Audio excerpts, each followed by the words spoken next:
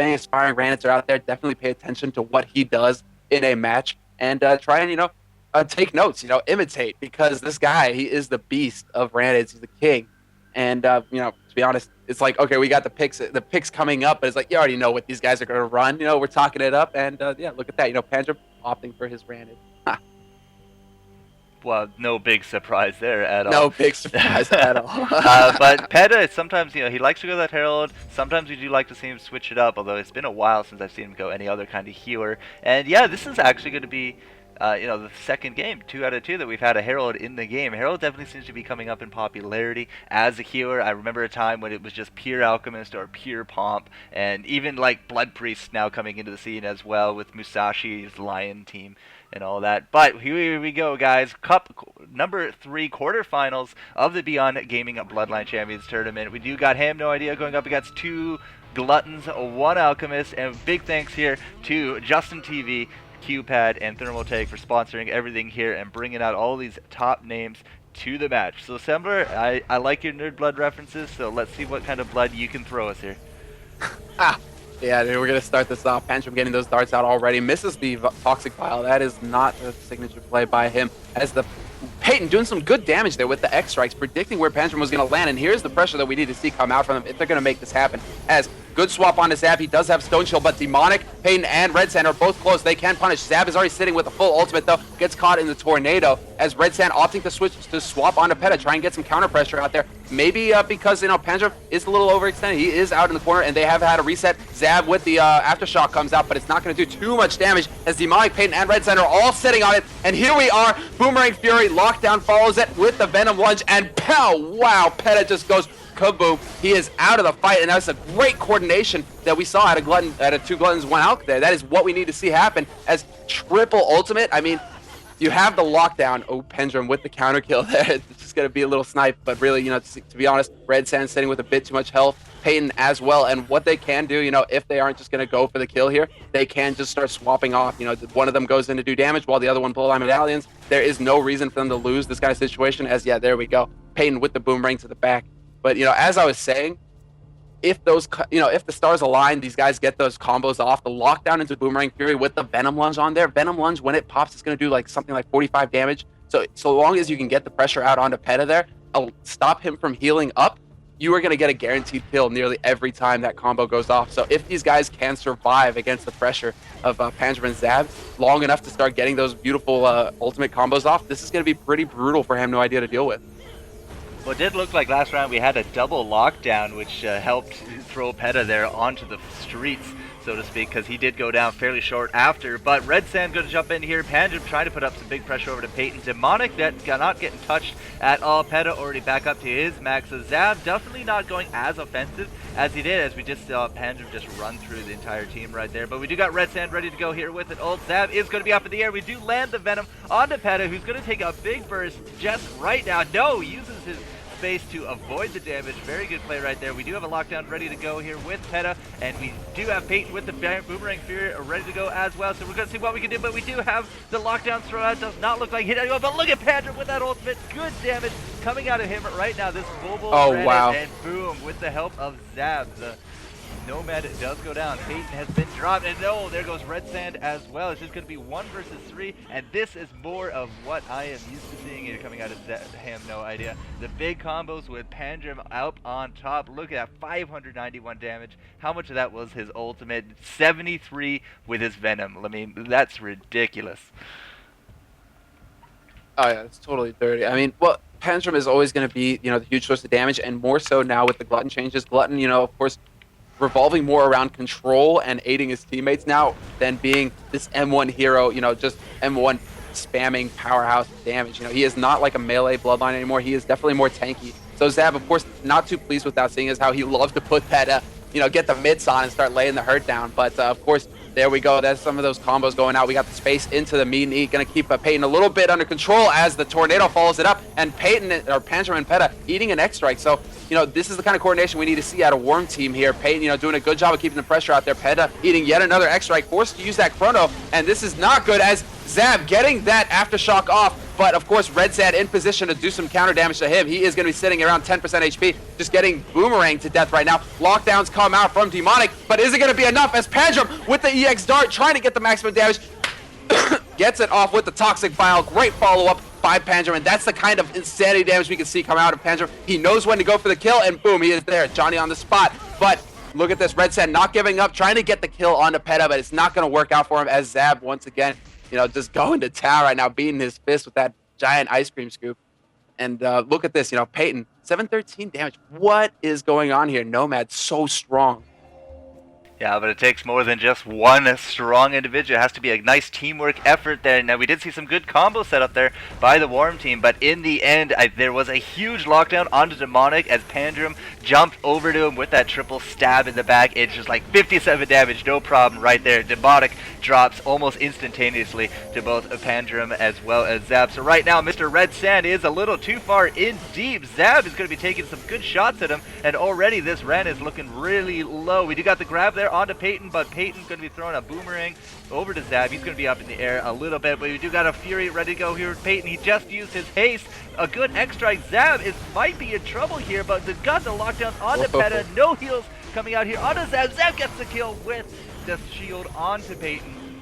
And it does look like that they are going to be A-okay. They are going to be moving on to take this first map. As Red Sand, oh, look at that great ultimate there for Red Sand as he gets off all three. But Peta is just too experienced with the Renin class. He knows what kind of damage output he can put out, and the heals do go down. Red Sand is actually still alive, not really taking that much, except right now Pandrum just gets that triple camouflage M1 off, and there's a big kill right there with the lockdown, and that's going to be a 3-1 finish here. Have no idea, coming out strong here in the quarterfinals. They had a bye in the first round, so I mean, this is like their warm-up game. Yeah, it really is, and you can tell kind of they are coming back together. They're getting that nerd blood flow, and they're getting back into the groove of things. As we are seeing, you know, a bit more coordination come out of them. Of course, Zab, dude, just like pulling it off in a beast mode fashion right there. As, you know, he was kind of overextended, I thought. You know, Peyton and Red Sand were both there to pressure him. He's like, nah, I don't care. You know, space into meet and eat. Gonna go ahead, pull you in with the Stalagmite into an Aftershock. Just so much damage going on into Peyton with those abilities and those combos that Zab, yeah, of course, gonna get in there again and kill him with the Stone Shield. You know, using every tool in his arsenal to get as much damage as possible out on Peyton. Just barely gets the kill there. And it's that kind of like clutch play that you expect to see out of Haem, no idea, because these guys, they know what to do in each and every situation, and they really know how to make it work. You know, like, look at that, you know, using everything he has to get that kill. Zab is such a monster. And in the meantime, you know, Pandrum and Peta just going to work trying to keep the Demonic, you know, sufficiently taking, you know, like sufficiently under pressure, you know, so he's not able to get those heals and that support out to his teammates that he needs to. So it's, you know, of course, it's always like this high level play in BLC comes down to, you know, who can control the field best, who can control their opponents, who's getting the splits, and really, you know, the best coordination. Those are like the things you're watching for. And of course, Haem, no idea, masters of the art. All right, so map number 2 here, guys. We do got the Beyond Gaming Cup number 3, as we do have Haem, no idea, and 2 Gluttons, 1 out, going head to head. Oh, that was ridiculous timing right there. An invisible Stalagmite bringing Red Sand, forcing me to use the space defensively to get back at it. Another one right onto Red Sand again. Big damage going down as things are going to get heated up here in this quarterfinals. Phantom right now even taking more hit points out of Red Sand. The very mobile Ranid, that double jump of his, very useful. Peta, however, has been taking some big damage there from Red Sand. But look at Peyton right now. He has to get out of this right now, or else he is a dead dodger. But instead, it's going to be Demonic, as they did switch right onto him. Peyton ran for his life, but instead it's like, hey, why not? Demonic's right here. He can't do anything. Pound, pin, bonk, and down they all go. So, wow, big, huge win right there for Peta, Pandrum, and Haem, no idea, in the first round of this second map. Oh yeah, dude. And it really, you know, this is what I've always wanted to watch, Zab playing with no lag. Like, Zab playing with no lag, because he is a beast. He used to be a beast even when he was getting packet loss. Now this fool, he's like, he didn't miss a single Stalagmite, and if he does not miss a Stalagmite, people will die. This guy's going to get so much pressure out onto them that there's no way to come back from it. Zab just such a monster. Stone Shield forced already, though, so he's going to kind of tune it back here, maybe try and get some pressure out onto Red Sand, who is keeping on to Peta. So Red Sand doing a good job, keeping some damage on a Peta. Peyton kind of coming back here with a nice X-Strike, and Peta just needs to kind of heal up here as Zab going to go ahead and get that Stone Shield off, getting some splash damage onto Peyton. Peyton trying to get those Venom, those boomerangs out there. As the Venom launch comes out from Pandrum, there's going to be a lot of damage coming out right now. Zab following it up with the Aftershock, and that is it. So much damage so quickly. Pandrum, dude, clutch Venom Lunge there to get that burst damage out. Zab following it up with the Aftershock, that's the kind of coordination you got to see. And, of course, these guys executing like bosses.